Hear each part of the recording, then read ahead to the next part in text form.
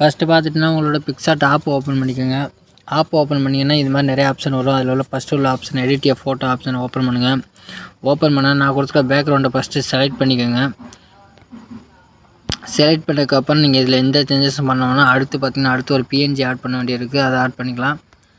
அது பார்த்திங்கன்னா அடுத்து ஒரு கோபுரம் மாதிரி ஒரு கோயில் ஒரு இமேஜ் இருக்குது. அதை பார்த்திங்கன்னா ஓரளவுக்கு கொஞ்சம் இந்த மாதிரி வச்சுட்டு இந்த ஓரத்தில் வச்சுட்டு இதை வந்து லைட்டாக எரேஸ் பண்ணிடுங்க.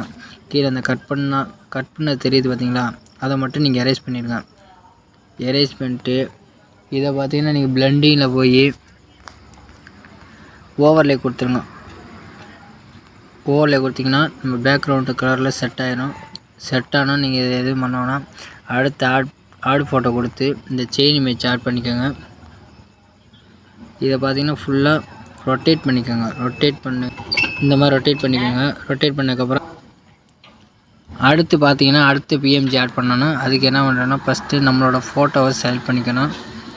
2 ஃபோட்டோ ஆட் பண்ணிட்டு இதில் பார்த்திங்கன்னா பேக்ரவுண்ட் இருக்குது. இதை வந்து எப்படி கட் பண்ணுறதுனா மேலே எரேஸ் பட்டன் நமக்கு வேர்ஷன் ஒரு ஆப்ஷன் இருக்குது. அதை ஓப்பன் பண்ணிங்கன்னா நம்மளோட இமேஜை மட்டும் தனியாக கட் பண்ணி எடுத்துடும்.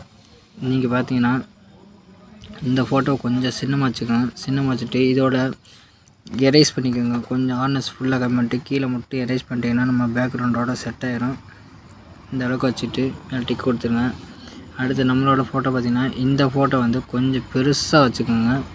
பெருசாக வச்சுட்டு இந்த அளவுக்கு வச்சுட்டு இதே அதே மாதிரி கட்டுன்னு தெரியாமல் இருக்கிறத கீழே எரேஸ் பண்ணிடுவேன். அப்போ தான் நம்ம பேக்ரவுண்டோட இது வந்து செட் ஆகும்.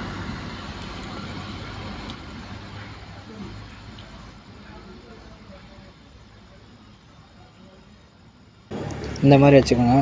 வச்சதுக்கப்புறம் அடுத்து நான் கொடுத்துருக்க பிஎம்ஜி ஒன்று ஆட் பண்ணிக்கலாம். இந்த ஃபயர் எஃபெக்ட் இருக்குது பார்த்திங்களா, இதை கொண்டு வந்து நீங்கள் அப்படியே ஃபுல்லாக இழுத்துட்டு இதை அப்படியே கொண்டு வந்து கீழே வச்சுருங்க. கீழே வச்சுட்டு கீழே ஸ்க்ரால் பண்ணிட்டு அது என்ன பிளெண்டர்னு ஒரு ஆப்ஷனில் போய் ஸ்க்ரீன் கொடுத்துருங்க. ஸ்க்ரீன் கொடுத்துட்டு அடுத்து பார்த்துட்டிங்கன்னா இன்னும் ஒரே ஒரு டெக்ஸ்ட் மட்டும் இருக்குங்க, அதை மட்டும் ஆட் பண்ணிக்கலாம்.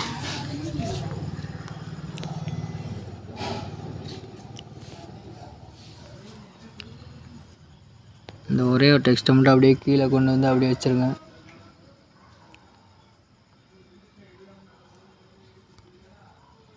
இதை கொடுத்துட்டு நீங்கள் வேறு இதில் எந்த சேஞ்சஸும் பண்ண வேணாம். மேலே டிக் ஆப்ஷன் இருக்கும், அதை டிக் ஆப்ஷன் கொடுத்து டவுன்லோடுக்கு பண்ணிக்கோங்க. அவ்வளோதாங்க, இந்த வீடியோ முடிஞ்சிச்சு.